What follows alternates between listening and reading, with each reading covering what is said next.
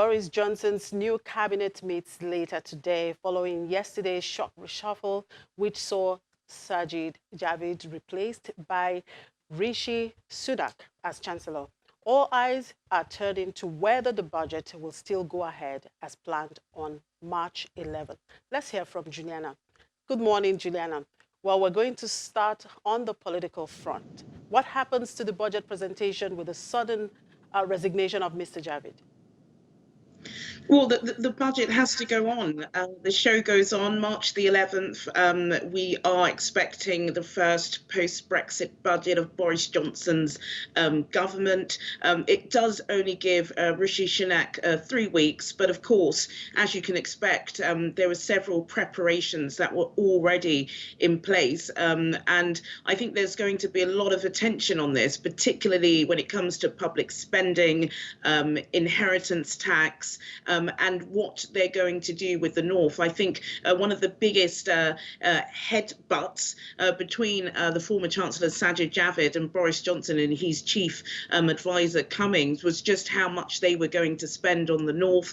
Boris Johnson promised during his election campaign that he would be repaying the North and rebalancing the British economy, which tends to be favoured in London. We don't necessarily have enough money to fund those projects, but now that Sajid Javid is gone and there is going to be a new Economic Advisory Council between number 10 and number 11, it seems that the purse strings will be open. So lots of attention, but oh no, there certainly will be a budget delivered on the proposed date.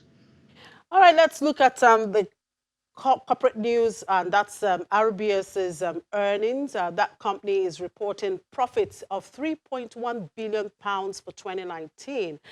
Well, ahead of the release, there were rumors that it could expand investment banking operations in Poland to save money. Now the bank plans to have a new name, NatWest. What will this move mean for the bank, particularly with a new chancellor on board?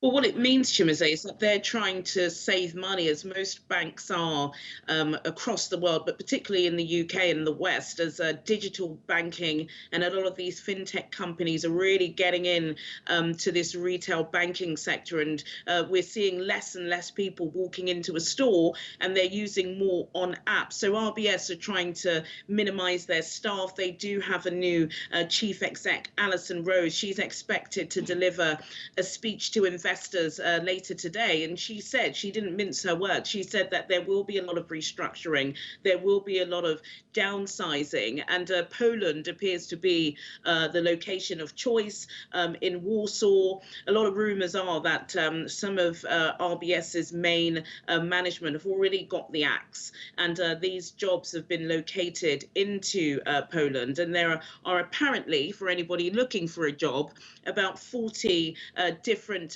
middle management exec roles going in Warsaw. Soon as Alison Rose announced that she was going to make some of these restructuring suggestions today, RBS's shares were down 3.1%. But I haven't had a look at those numbers you were just reporting. But considering there does seem to be a little bit of a profit rise, she could be coming in at a good time.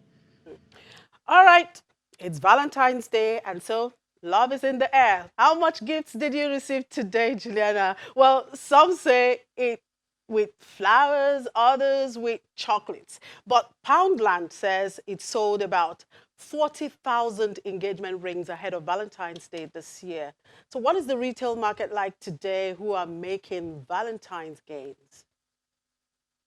Well, to answer your first question, I have received a few gifts actually, starting from yesterday evening, and I expect them to pour throughout the day. Look, I'm not sure I'll be a happy recipient of a 500 naira Poundland ring, which is just about how much it costs, but you know, it's great. Valentine's Day is for everyone, and this is a really important time for the high street in the UK. You know, since Christmas Christmas was over, most of the high street stores have been promoting Valentine's Day, and people have been buying into it. Apparently today, retailers are expected to make £855 million, which is a huge amount of money. Obviously, just because of the way people are shopping in this day and age, it's not necessarily going to be going into the stores. A lot of the presents and the gifts will be bought online, but nevertheless, this is a great boost to the British economy. I did read somewhere, though, Chimothy, that flowers appear to be going out of fashion. Not many people be ordering roses, but there are a lot of same-day delivery companies, so lots of chocolate, lots of champagne, and of course, most importantly, diamonds and perfume for the ladies. Well, Juliana, I'm not left out in this Valentine buzz. I also got a Valentine gift, even though it's just a flower. Um, I love it. Happy Valentine's Day, Juliana. Oh, happy Valentine's Day to you. Well, that's a wrap on the show for this week. Have a beautiful weekend. I'm Chimeze Obi Iwago.